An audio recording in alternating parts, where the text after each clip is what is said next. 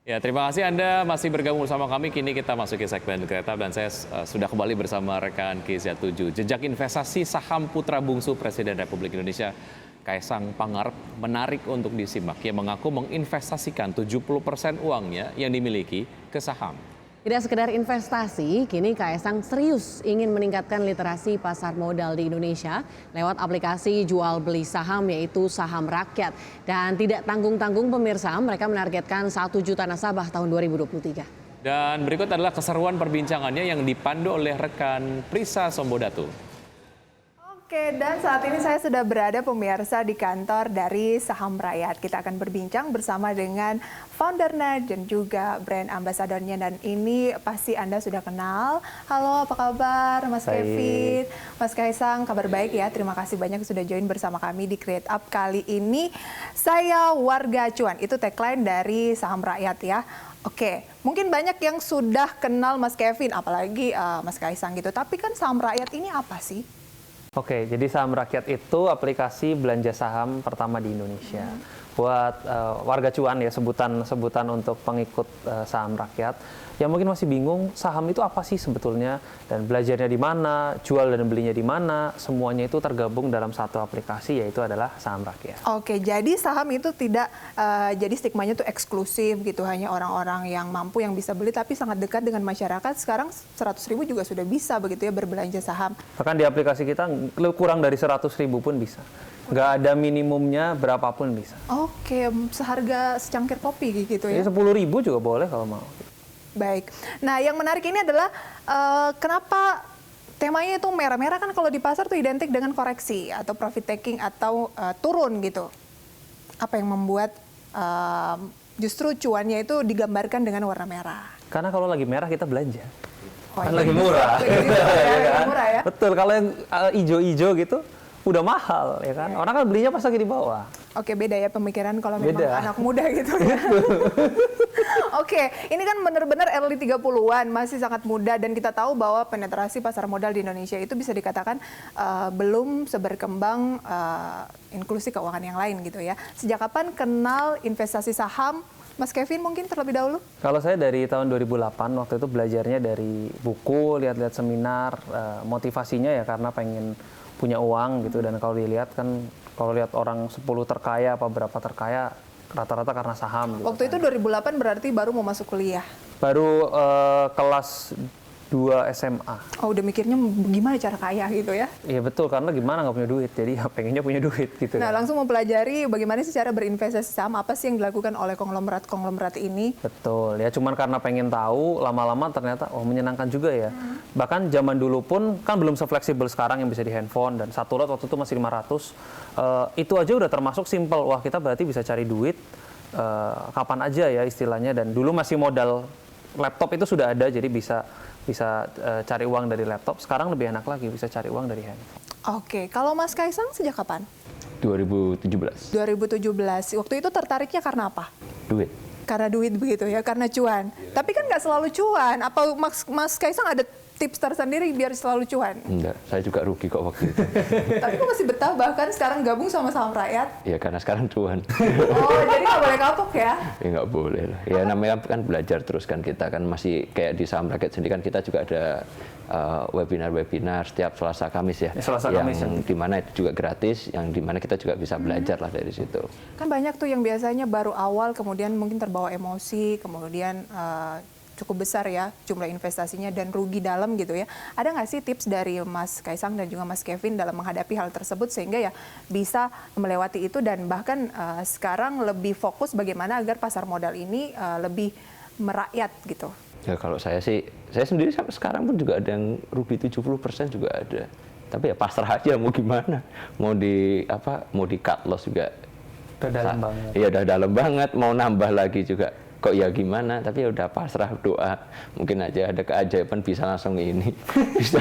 bisa nggak rugi lagi. Lagian udah 70% mau sedalam apapun ya tetap udah rugi lah. Jadi udah kayak ya bodo amat aja. Ya udah terlanjur gitu ya. Ya tinggal cari cuan dari emiten lain aja. Kayak diversifikasi, jadi ada yang nutupin gitu Ya ya. gitu aja. Oke, apa modal utama yang harus dimiliki agar punya mental seperti Mas Kaisang? Kalau saya mental berani aja, pokoknya kan sekarang juga tinggal klik dah langsung, udah gampang kan. Oke, kalau dananya terbatas, kan banyak yang retail ya, masih retail biasanya tuh masyarakat Indonesia. Ya, kalau buat saya pribadi, saya tuh tipe yang bisa dibilang nggak pernah jual. Saya tuh tipe yang selalu beli. Ya. Jadi kayak jadi emang saya tuh pasti saya ada kayak kita ruangin waktu 1 minggu untuk pelajarin satu emiten. Ketika ini oke, bagus, baru saya beli. Dah lama nggak pernah jualan juga. Oh, berarti kuncinya memang harus dipelajari begitu ya, minimal seminggu. Jangan karena apa kata orang terus ikut. Ya kalau saya apa kata orang nggak berani. Soalnya kena dalam juga kena apa kata orang. Kalau Mas Kevin gimana? Tipsnya supaya nggak rugi gitu ya. Dan kalaupun sudah rugi ya agar mental tetap ya nggak kapok gitu. Kalau saya kan mungkin tipenya lebih trader ya. Kalau kita trading itu yang paling pertama adalah punya target dan jangan serakah. Kebanyakan orang kalau yang trading terutama ya, dia ruginya bisa dalam sekali itu karena berharap dan pengen lagi gitu. Kadang-kadang posisinya udah untung, tapi nggak mau jual karena kayaknya udah untung 10%, besok 20% gitu. Biasanya harapan-harapan itu yang bikin malah akhirnya jadi rugi. Kayak greedy gitu ya. Betul. Jadi yang paling pertama itu adalah menjadi orang yang sangat realistis lah kalau di market itu. Dan disiplin kayaknya kalau Mas Kevin ya. Misalnya targetnya 10% udah mendekati atau udah tercapai ya. Jadi jual. Gitu. Ya udah gitu ya. Betul. Dan emiten sekarang di pasar modal kan ada 800 gitu. Jadi ya nggak perlu pusing. Kalau yang trading bisa pindah-pindah terus. Oke, awal mula saham rakyat itu awal katanya dari komunitas ya? Komunitas. Kita pertama berdiri karena iseng-iseng, saya dan Mas Kaisang merasa wah kayaknya lucu nih kalau bikin edukasi tentang pasar modal. Awalnya justru mikirnya lucu nih gitu ya? Ya lucu karena kan again pada saat berdiri 2 tahun yang lalu sebagai komunitas, nggak banyak komunitas-komunitas yang emang membahas pasar modal dan pasarnya itu retail. Kebanyakan mereka mengedukasi orang-orang yang punya saldo mungkin 100 juta ke atas lah, atau bisa dibilang ya orang yang berduit gitu. Nah, kalau kayak gitu terus kan nggak pernah ada yang berubah kan, berarti ya pasar modal dihuni oleh orang-orang itu aja gitu. Makanya kita bergerak, mencoba, dan waktu itu juga nothing tulus lah istilahnya. Kita coba edukasi memang orang ini supaya melek nih, mau gajinya UMR, mau masih freelance, masih apa. Pasar modal ini sebenarnya terbuka buat mereka, dan bahkan kita nggak usah ngomongin investasi lah. Orang mau trading pun mencari uang harian dari pasar modal ini bisa melalui trading asalkan diberikan edukasi yang proper, diberikan ekspektasi yang proper, itu tuh bisa dilakukan. Nah, semangat itulah yang membuat kita mendirikan saham rakyat. Oke, Mas Kevin sendiri melihat sejauh ini penetrasi, kemudian inklusi terkait dengan investasi saham di Indonesia seperti apa sih, khususnya di kalangan anak muda sampai dengan tahun ini? Kalau saya melihat masih kurang, karena masih banyak sekali kalau kita secara random aja. Kurang atau sangat kurang? Ya, kurang lah. Kalau sangat kurang kan berarti sama sekali belum ada usaha. Kurang ini karena satu, masyarakat Indonesia itu banyak sekali kan, ada 250 juta. Kita lihat total SID aja sekarang baru mencapai 10 juta. Kemarin-kemarin ini beritanya. Dan total SID ini tidak semuanya ke saham kan. Reksadana juga termasuk dalam SID. Saya nggak ngerti yang saham tok itu berapa. Nah, tapi kalau dibandingkan dengan jumlah orang Indonesia 250 juta kan masih jauh sekali gitu. Dan yang kedua, kalau kita bertanya secara random, banyak sekali orang yang melihat saham ini judi. Padahal kan enggak gitu. Kita lihat dari skemanya juga bukan ke arah sana gitu. Nah, kurangnya edukasi ini yang membuat saham ini jadi ditakuti dan juga dianggap seolah-olah itu judi gitu. Kuncinya edukasi. Nah, hal apa yang dilakukan saham rakyat dalam hal ini untuk merubah pola tersebut dan membuat kalangan anak muda lah lebih utama yang mungkin dananya terbatas mau untuk berinvestasi di pasar modal? Oke. Balik lagi tadi kuncinya yang pertama edukasi. Saham rakyat berdiri dari awal memang landasannya itu edukasi, dan sampai sekarang kita tetap jalankan. 1 minggu itu kita ada 3 kali sesi edukasi dan semuanya gratis. Yang pertama itu dilakukan secara offline setiap weekend, dan online itu 2 kali seminggu secara online ya, webinar. Dan juga kita rutin menggait komunitas-komunitas, memang landasannya edukasi dulu. Nah, kalau dulu sebelum jadi aplikasi belanja saham, setelah edukasi maka orangnya bingung kan, loh ini saya mau investasi saham kemana? Nah, kalau sekarang udah edukasi bisa langsung jual beli saham di Saham Rakyat. Sangat gampang ya. Sangat mudah. Semudah berbelanja e-commerce gitu ya. Asal edukasinya jelas, aplikasinya juga gampang digunakan, ya maka nggak ada alasan orang ini untuk takut sama saham. Gitu. Mas Kaisang, kenapa tertarik menjadi brand ambassador dari Saham Rakyat? Ya balik lagi, cuan. Oke, ditahan sampai di situ ya, nanti kita bahas lebih jauh. Pemirsa tetap bersama kami segera kembali. Terima kasih pemirsa Anda kembali bersama kami dan kita masih berbincang tentunya bersama dengan founder dan juga CEO dari Saham Rakyat serta juga brand ambasadornya. Ada Mas Kevin dan juga ada Mas Kaisang. Tadi Mas Kaisang bilang berinvestasi di pasar modal itu untuk mencari cuan. Nah, kalau menjadi brand ambasador dari Saham Rakyat ini apakah cuannya kurang? Ya enggak ya, mau gimana pun ya tetap cari cuan sih. Cuma tapi di luar itu kan kita juga pengen inilah mengedukasi masyarakat supaya mereka lebih ngerti tentang pasar modal. Dan di Saham Rakyat sendiri sebenarnya target kita tuh kan bukan 1% populasi Indonesia yang dimana mereka udah punya uang. Kita malah lebih ke yang mayoritas yang maaf kayak seperti Gojek yang biasa ngantar makanan, kurir-kurir seperti itu yang kita targetin. Bahkan sekarang pun kita juga targetin ibu-ibu supaya mereka lebih mengerti tentang pasar modal. Jadi mereka nggak hanya ngurus anak, ngurus rumah, masak, tapi di lain situ mereka juga bisa sambil berinvestasi saham. Semua gitu. kalangan begitu ya bisa mengenal pasar modal. Tapi bagaimana tanggapan Mas Kevin dan juga Mas Kaisang soal kejadian yang terjadi beberapa waktu yang lalu di mana ada kasus investasi bodong yang mungkin membuat banyak masyarakat tuh jadi enggan untuk berinvestasi, jadi nggak percaya. Itu gimana? Dan itu dilakukan oleh ya anak-anak muda gitu ya. Ya sebenarnya itu juga problem ya buat kita ya. Jadi salah satu penghambat untuk menambah jumlah investor muda apalagi yang belum mengenal pasar modal. Cuma mau gimana pun kita tetap berusaha supaya mereka lebih teredukasi walaupun mereka setidaknya kita nggak usah mengenal, mereka tidak usah mengenal Saham Rakyat, tapi kita mengedukasi supaya mereka tidak tertipu. Misalnya mereka yang udah pernah tertipu jangan pernah sampai tertipu lagi gitu. Iya, bukannya jadi warga cuan nanti malah jadi warga bodong gitu kan. Iya, oke. Itu gimana cara memberikan tips untuk menarik klien atau apa istilahnya calon warga cuan gitu? Sebetulnya kan di setiap kejadian kita mau lihat itu ada problemnya jelas, karena kan orang lebih defensif gitu, pasti bodong ya dan segala macam. Tapi kalau lihat opportunity-nya, sekarang warga Indonesia ataupun investor-investor di Indonesia itu matanya terbuka bahwa ternyata investasi itu nggak seindah itu gitu. Nggak bisa kalian menabung 1 juta besoknya beli mobil mewah. Kadang kan ada orang yang berharapnya itu seperti itu gitu. Atau ada yang berharap naruh 1 juta besok jadi 1,1 juta, habis itu jadi 1,2 juta, jadi 1,3 juta. Pengen cepet gitu. Iya, pengennya kan cepat. Akhirnya kan terbuka. Oh ternyata kalau yang kayak gitu modelnya berarti bodong gitu kan. Nah yang pertama kali kita harus lihat adalah kepada semua investor lah ya di Indonesia, ada izin OJK-nya atau enggak sebuah platform itu. Karena kalau nggak ada izin dari OJK, nggak terdaftar di OJK, ya itu harus menjadi tanda tanya besar kan. Loh kok bisa menjanjikan sini-sini gitu. Kedua, balik lagi, aplikasi ini dalam membawakan marketingnya, dia menjanjikan keuntungan atau enggak. Karena yang benar sebetulnya, apalagi kalau basisnya edukasi, kita nggak pernah menjanjikan keuntungan apapun. Tapi kita memberikan edukasi, gini loh pasar modal, gini loh saham, cara investasinya seperti ini. Nah itu yang kita tekankan terus ke situ. Oke. 3, dari sisi keamanannya sendiri. Aplikasinya ini sistemnya aman atau enggak.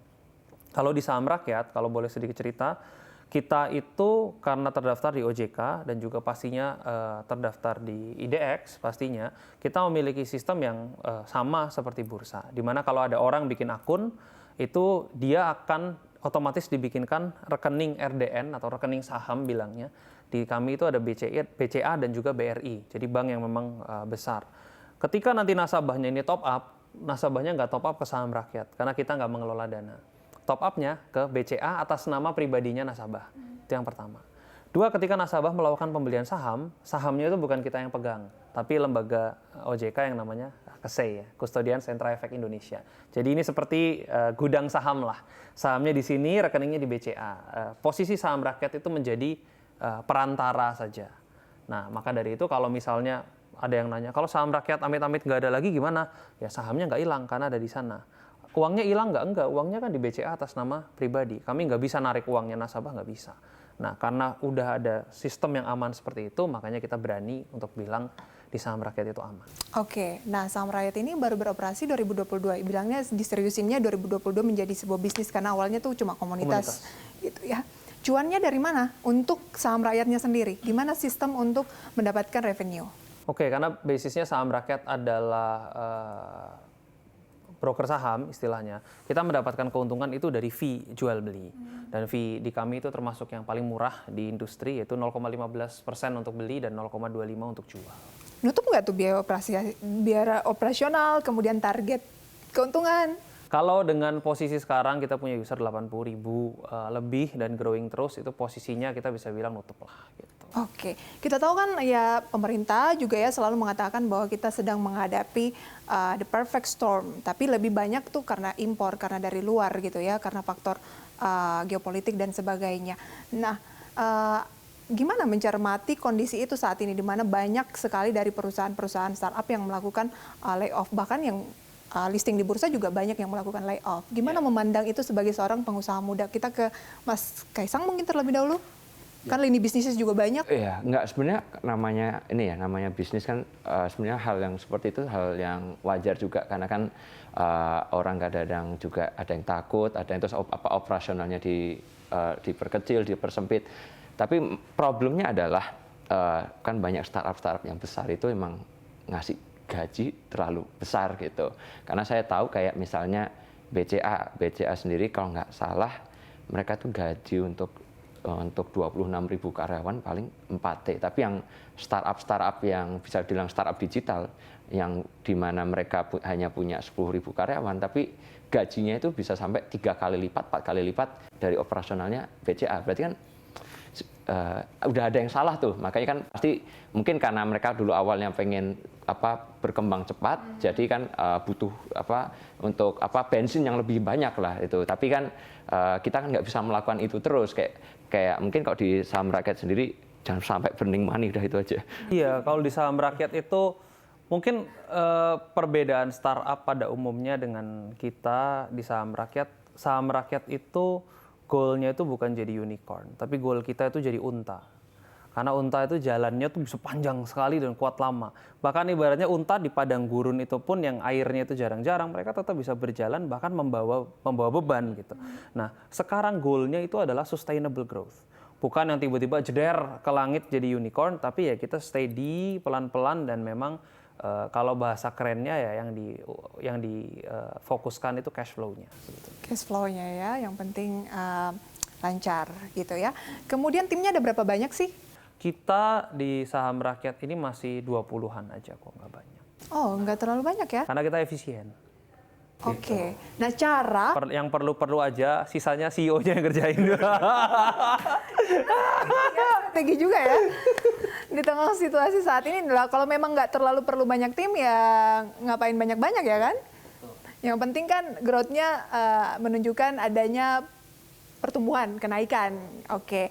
Lantas kira-kira apa tips untuk pemirsa di rumah yang mungkin ingin join bersama dengan saham rakyat ataupun yang baru benar-benar masih awam di pasar modal dari Mas Kaisang dulu? Kalau saya sih gampang, sebenarnya di saham rakyat sendiri kita tuh udah sediain bisa dibilang rekomendasi saham yang dimana itu langsung dari orang yang punya sertifikat. Jadi nanti di situ ada ada kecup itu yang dimana nanti di situ juga kita kalau mau beli ini di harga segini, ini menurut kan analisnya mereka semua lah gitu. Jadi sebenarnya gampang, tinggal join. Di situ ada semua sebenarnya, webinar gratis juga ada, yang offline juga ada gitu. Jadi bantuannya banyak. Iya, apa yang kurang, kita juga punya punya CS yang siap bantu, misalnya pengen tanya Mas saham BBCA gimana ya, apakah bagus buat long term atau short term, itu nanti ada yang bantuin untuk jawab. Di grup chat itu ada analisnya juga. Oke, jangan sebut sahamnya, sektor favorit di tahun 2023. 2023 mungkin energi yang terbarukan ya, saya rasa mungkin akan digalakan. Tapi ya disclaimer on ya. Kalau Mas Kaisang? Dan saya masih energi kan yang kayak bisa dibilang sekarang yang lagi harganya lagi tinggi itu kan batu bara, apalagi dengan demand yang lagi tinggi. Terus kemarin kayak sekarang mau musim winter juga, terus ada Rusia Ukraine juga masih perang, jadi kebutuhan dari batu bara meningkat itu. Jadi saya sekarang masih condong untuk investasi di energi, energi yang itu. Oke, keputusan investasi kembali ke Anda. Disclaimer pemirsa ya. Oke, entah IHSG mau rekor atau enggak, yang penting sahamnya cuan. Ya, tapi kalau IHSG juga bisa bagus juga. Ya, lebih bagus lagi, jadi lebih enak. Oke, terima kasih banyak Mas Kaisang, Mas Kevin atas waktunya. Sukses selalu untuk Saham Rakyat dan juga bisnis-bisnis yang lainnya ya. Sampai berjumpa kembali. Dan pemirsa, demikian Kreatif kali ini bersama dengan Mas Kevin dan juga Mas Kaisang. Semoga bisa menjadi referensi sumber informasi untuk Anda. Saya Prisa Samudatu pamit undur diri. Sampai berjumpa kembali. Ya, perbincangan yang sangat menarik dimulai dari iseng tapi kemudian jadi platform jual beli saham semudah kita berbelanja online gitu ya. Oke, kita ke update bagaimana kinerja dari pergerakan IHSG. Pemirsa, seperti yang Anda dapat saksikan di layar televisi, untuk IHSG sejauh ini bergerak melemah dengan pelemahan 0,8%, kemudian Jakarta Light Index melemah 0,33%, LQ45 melemah 0,79%. Dan berikutnya kita lihat saham yang masuk ke dalam jajaran top gainers. Ada MDKA, Selis, Toba, dan kemudian MTEL. Ya, berikutnya adalah saham-saham yang masuk ke dalam top losers. Di antaranya adalah ada BBCA, kemudian juga BBRI, ada Telkom, dan juga Astra International. Dan selanjutnya, sektoral, ada energi, barang baku, dan yang melemah teknologi dan juga industri. Baik. Dan baik pemirsa, sudah 90 menit kami menemani Anda dalam Power Breakfast. Ya, semoga pembahasan hari ini dapat menjadi referensi dan sumber informasi untuk Anda. Tetap perbarui informasi Anda hanya di IDX Channel, Your Trustworthy Economic Business and Capital Market Channel. Saya Wiki Adrian. Dan rekan saya Keisha 7. See you in the morning.